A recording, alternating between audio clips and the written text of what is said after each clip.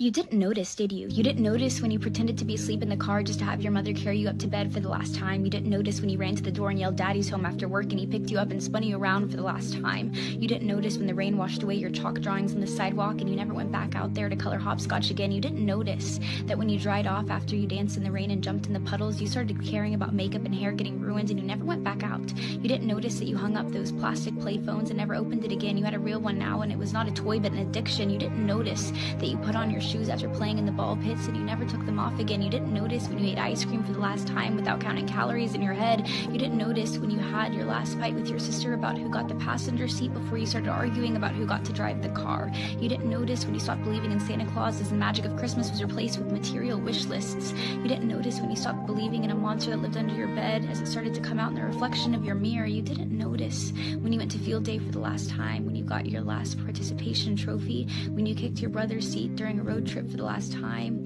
when you had your last play date with your Barbies, when you had your last Disney movie night with your family. You didn't notice that grandparents don't last forever. You didn't notice that your childhood cat wasn't eternal. You didn't notice your parents are growing up too. You didn't notice it, do you?